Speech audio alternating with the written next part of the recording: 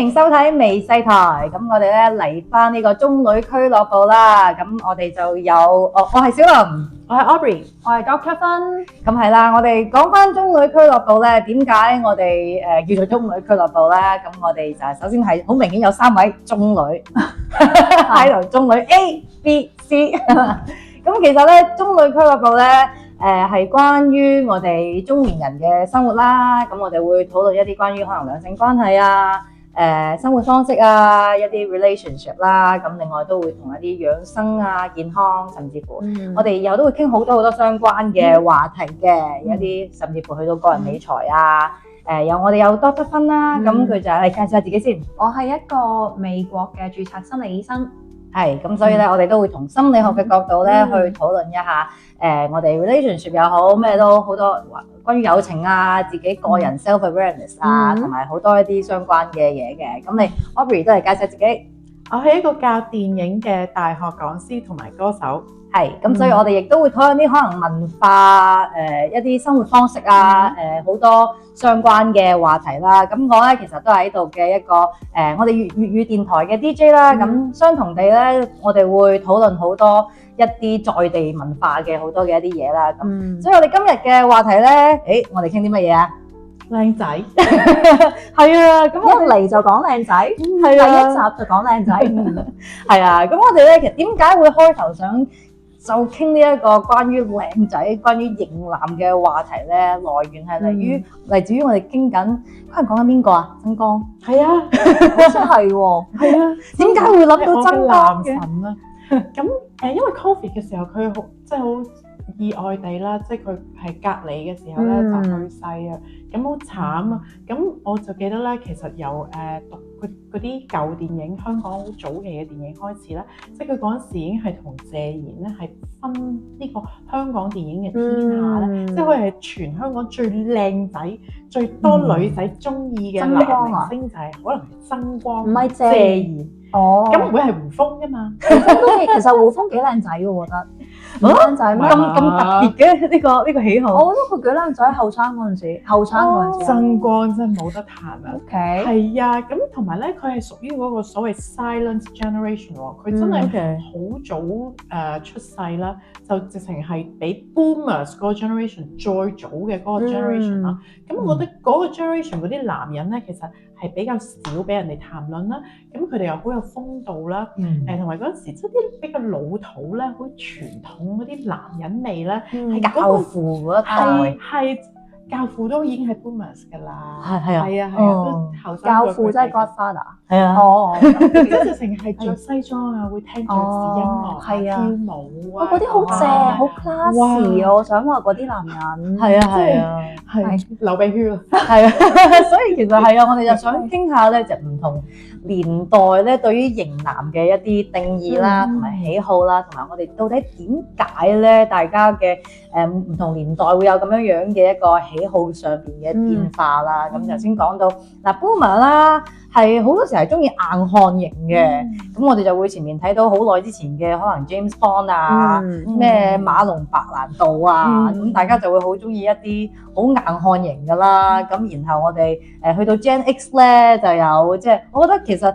香港咧係有好多即係我可以講話係華人型男嘅代表出嚟嘅。剛剛有提到啦，有謝賢啦，有曾江啦。咁其實我覺得甚至乎喺唔淨係香港嘅，我覺得唔淨止係華人嘅，好多時候咧係成個甚至乎，我覺得東南亞咧都係好受香港型男喜好嘅一個影響嘅。其實東南亞咧嗱，香港可能好會睇返台灣啦，又或者睇韓國啦，其實周圍其實都會有留意到唔同嘅型男㗎。即係其實我記得有一代唔記得咗幾時咧，係香港人係對 Tony Jaa 好瘋狂、好着迷噶嘛，一個泰國嘅武打明星。我記得 Tony Jaa，但係我覺得 Tony Jaa 已經係去到 millennial，係後期啲㗎啦，係。但係你話講翻亞洲咧係好受香港影響咯。我記得以前做嗰啲呢啲男星嘅研究嘅時候咧，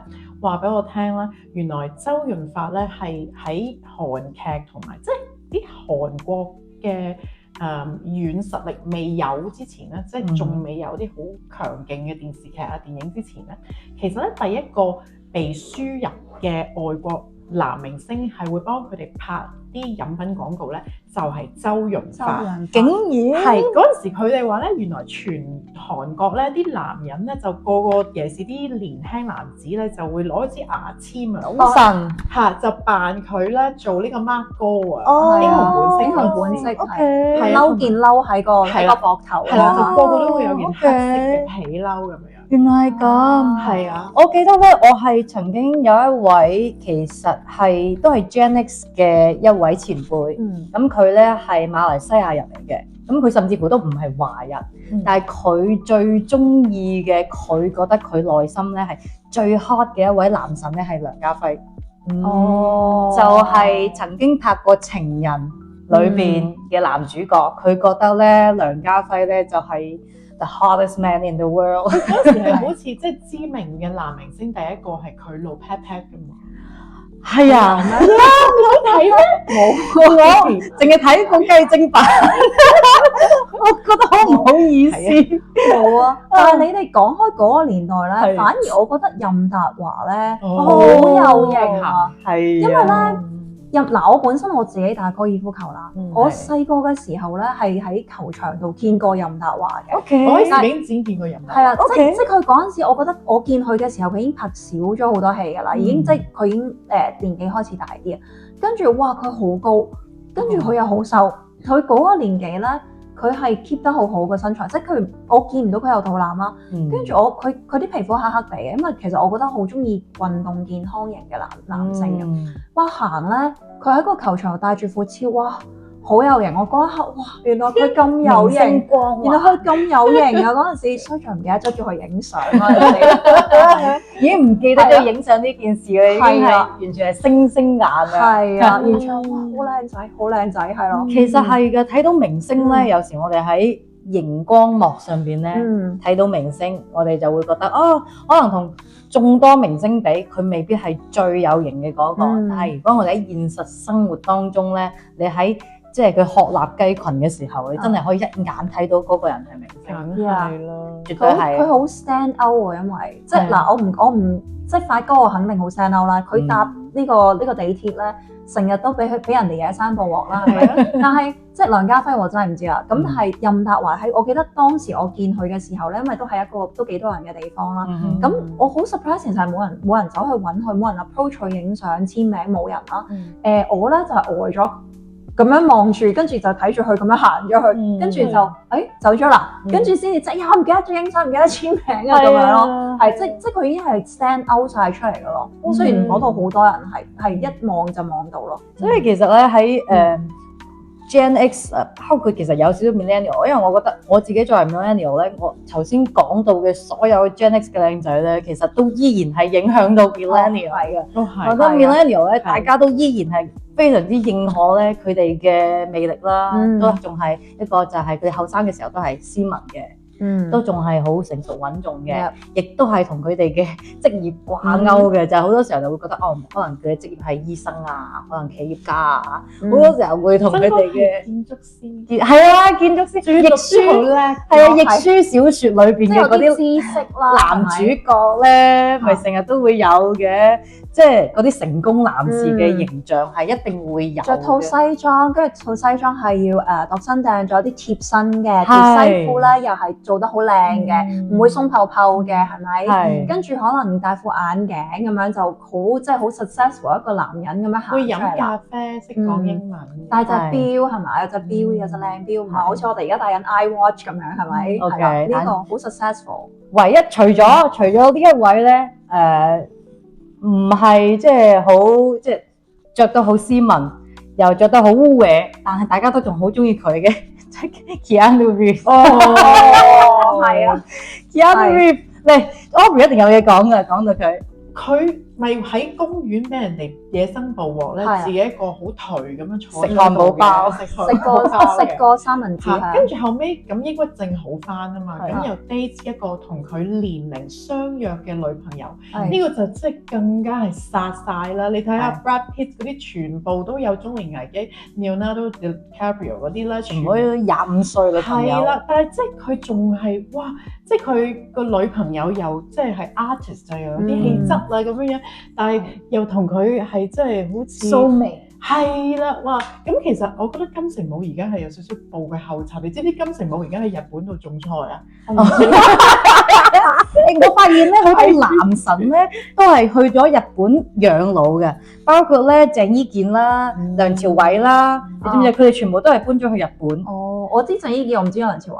梁朝偉係啊，梁朝偉啊因為佢唔想同人社交啊嘛，所以佢就搬咗去日本，佢就專登唔學日文，咁樣佢就唔使同人哋傾偈。係即係呢啲咁原野式嘅男神咧，我覺得係好殺食㗎。係啊，好有神秘感嗰啲咧。即係嗱，不如咁講，唔理佢種唔種菜都好啦，因為其實我覺得金城武好靚仔嘅，由細到大都覺得好佢唔有使講，佢絕對係好有型。靚仔嘅標杆。係嗰陣時，佢成日同吳奇隆喺度拍戲啊嘛，係我反而覺得咧金城武係 stand out 多啲咯。即係雖然佢兩個好相似，但係我始終都係唔知點解對金城武係有一種特殊嘅梗係啦，因為感覺王家衛冇揾過吳奇隆。哦，係咩？因為咧唔係因為我想講啦，係因為我以前有個男朋友好似金城武。哇，咁勁！係啊，呢個男朋友係有少少似阿仔仔周渝民啦，有少少 mix 落阿金城武嗰度㗎。哇！你講緊嘅嗰啲都係好 top 嘅男神嚟㗎喎，少少係啊，少少好 top 嘅型男嚟㗎。所以 that's why 我對金城武係一種情意結喺度咯，係啦，係啦。哇！所以其實我覺得咧，millennial 嘅對於型男嘅一個定義咧，又比 Gen X 咧有多元化多好多啦。因為咧，大家嘅品味又會更加 diverse 一啲啦。咁當時又有人中意，可能好似謝霆鋒啊，好似陳冠希啊，咁佢又好有啲好街頭感嘅，又好 rock and roll 嘅，係咯，係啊，又更加有 artist 感覺，或者更加有即係可能 rapper 啊，你 hip hop 嘅嗰啲感覺啊，或者吳彥祖啊，係啊，吳彥祖都唔使講啦，係啊，佢有一個建築師啦，係咪？係咯，美少年之戀啊，你有冇睇啊？嗰出電影冇睇喎，楊凡。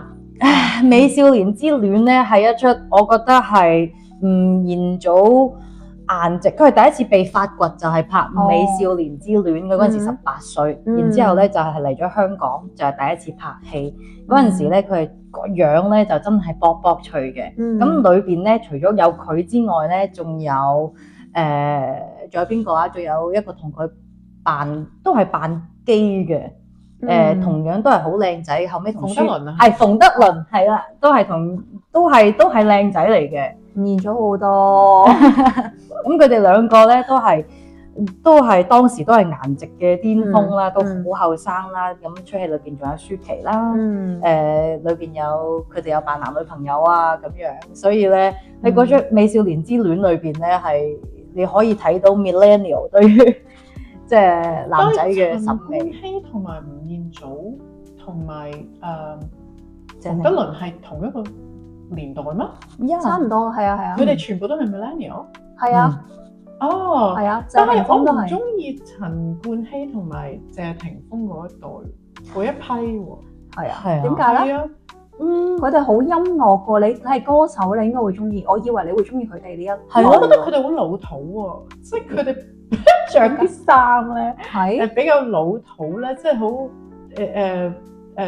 over 咗，即係 trying too hard。哦，係 trying too hard，係，即係我中意啲比較effortless。我諗係吳彥祖啊，因為佢嗰種感覺，佢着衫嗰種風格咧，好歐洲式啊，好 European style 咧，好簡潔啊，行出嚟就有一種好歐洲嚟嘅一個人嘅味道啊。我諗因為我哋我知道你哋講緊嘅係咩感覺咧？應該係話咧，我完全明白，我完全 get 到呢種感覺，因為我曾經即係好細個嘅時候咧，可能讀緊高中、大學嘅時候咧，即係好追星，即係睇到靚仔好花痴樣嘅嗰個年代啦。我都係比較中意吳彥祖，而冇咁中意謝霆鋒同埋陳冠希嘅，因為佢哋咧係冇咁 effortless。我知道個差別喺邊度，個差別咧就在於吳彥祖對佢嘅自己嘅美貌不屑一顧。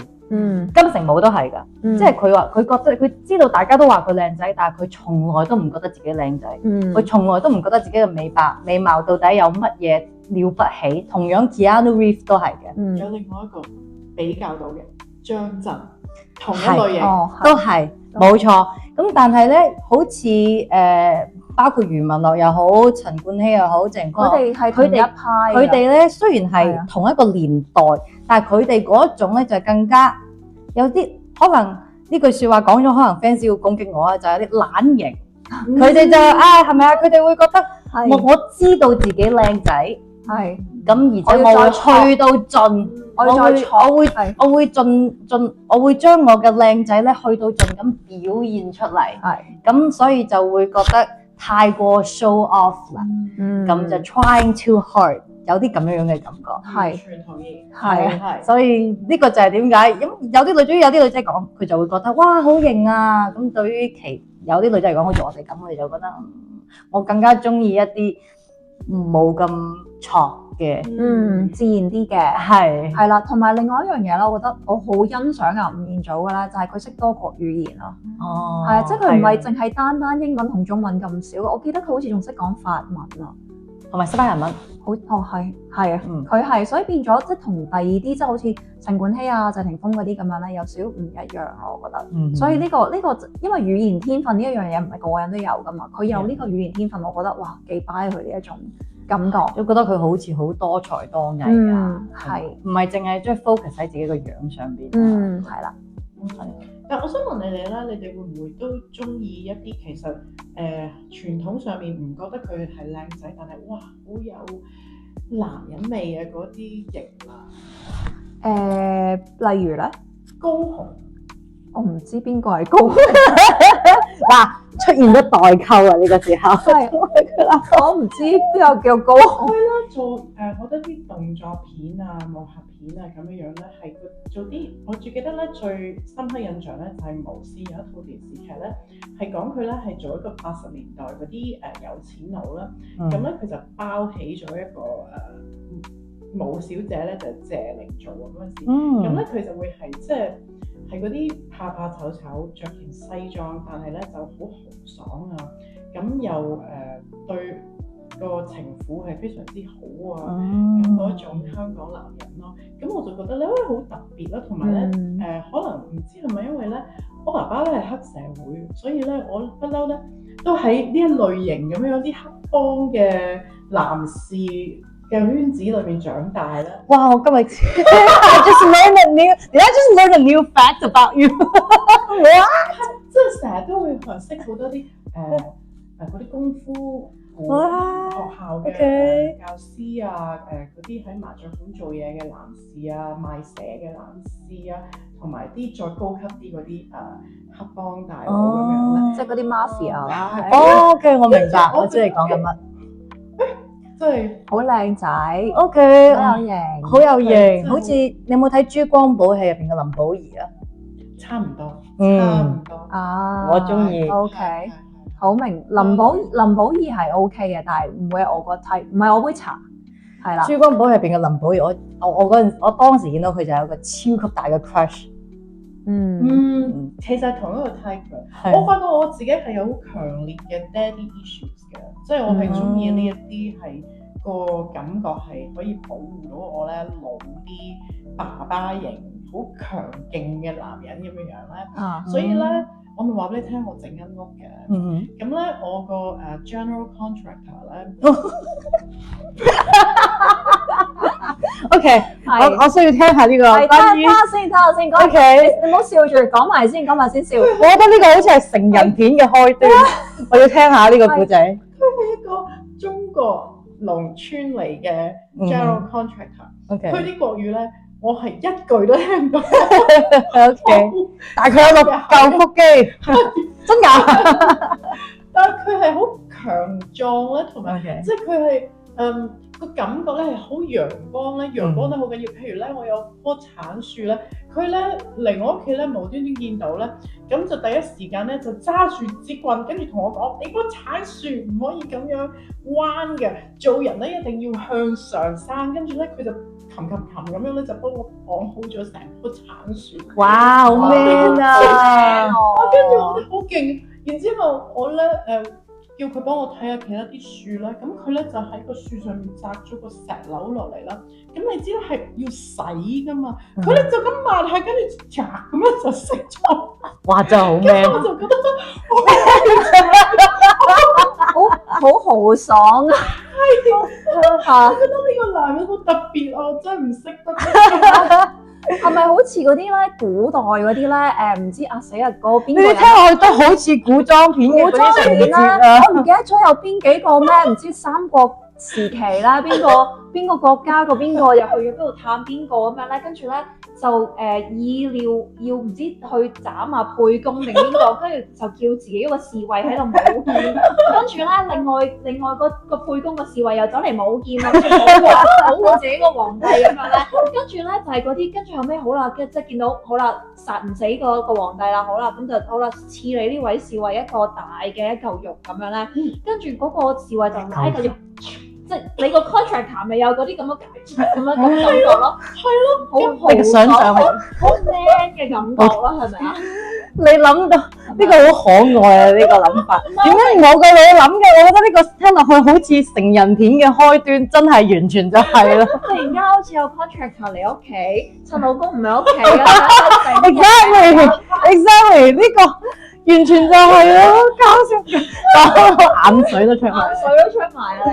係啊，OK，原來要講嘅 contractor 就係，我諗男人未係，即係佢哋最 least expected 會發出嚟嘅個做呢啲咁小動作咧，就係最令到我吃驚同埋覺得我係覺得，哇呢個人真係好勁，好 man 啊！OK，呢個啱嘅。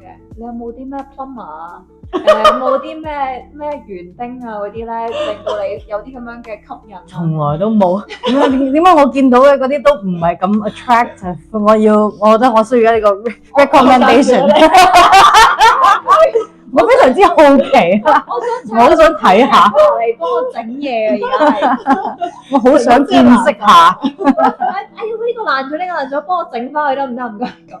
係。唔係佢哋嗰啲孩子氣咧係好吸引嘅，就算50-60歲咧個男人咧，即係你明唔明啊？見到你棵樹彎咗，你一定要做得直咁樣嗰下咧，你係覺得哇，呢個人真係好 man。又聽得明佢講咩？我頭先話聽唔明佢講咩。通過呢個肢體語言，睇得明佢講咩？係啊。OK。我真係冇呢啲經驗啊。我覺得呢個好神奇咯，我覺得呢個係真係唔係一個，甚至乎都唔係同年齡有關㗎。我覺得絕對係無論係任何年齡層咧，佢一定係會有，即係每個人佢自己嘅喜好啊，同埋再加上甚至乎係原生家庭又好咩都好，自己嘅一啲中意嘅，即係每個人嘅點好唔一樣。有啲人佢係中意書卷氣，咁可能有啲人係中意好似你講嘅覺得好 man 啊嗰種handyman 啊，佢會覺得好 man 啊。我都中意嘅喎，我全部啱嘅喎。佢唔 discriminate 㗎。OK。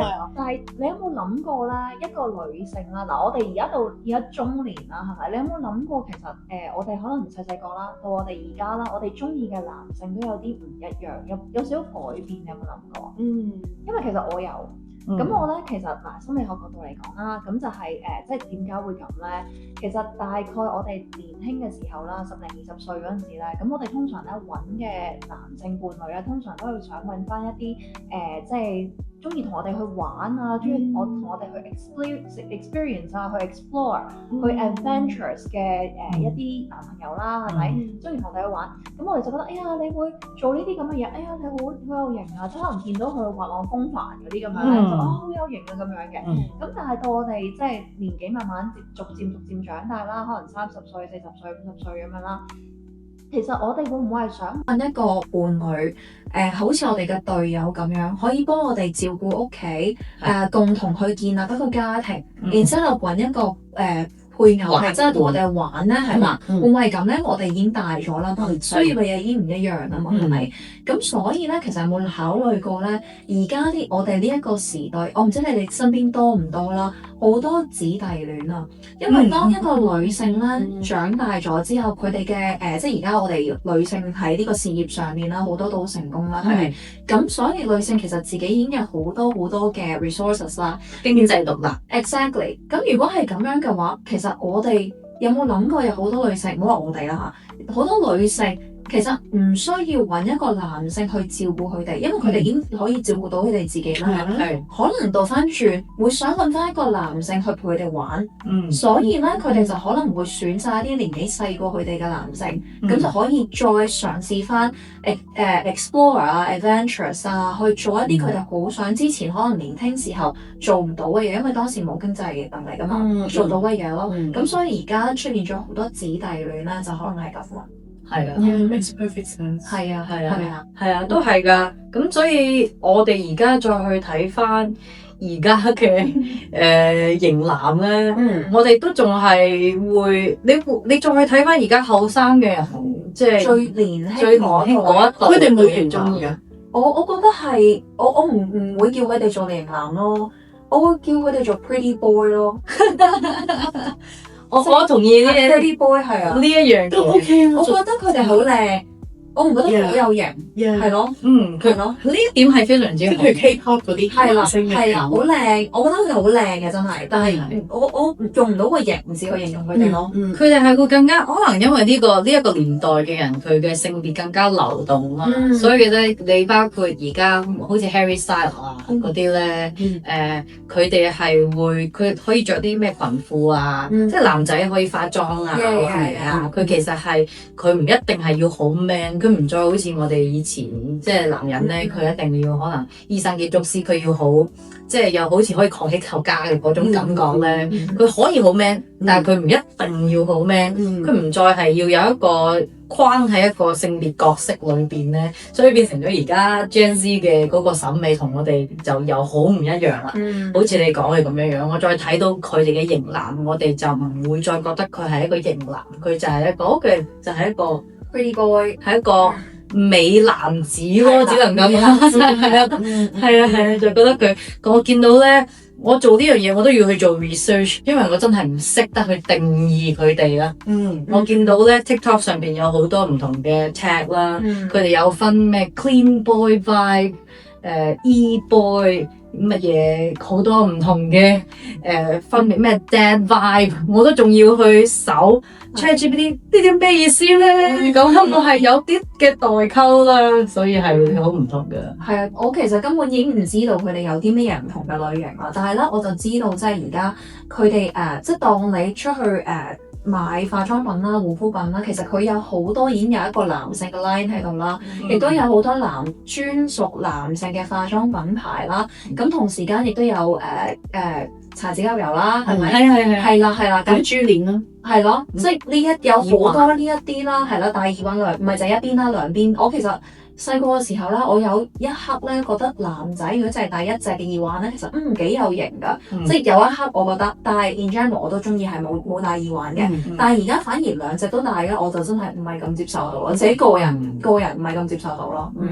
係啊，所以我覺得其實我哋中意嘅型男嘅類型咧，at the end of the day 咧，其實就真係 reflect 緊我哋想要嘅 lifestyle 咯，就好似多叔芬所講嘅就係話我哋追求啲乜嘢，我哋想要點樣嘅 lifestyle， 包括好似 Aubrey 提到嘅，我可能就係我有一個即係啲 issue 啦，我哋想要一個人咧係可以幫我解決一個問題啦，令到我覺得好有依靠嘅感覺啦。其實真係一個自己嘅一個 reflection 嚟嘅。咁我哋今日咧嘅話題咧就到此為止啦。咁啊，如果大家中意我哋今日嘅呢一個中女俱樂部嘅節目咧，就記得就係 subscribe 啦、like 同埋評論轉發嘅。咁我哋今日就講到呢度先，拜拜。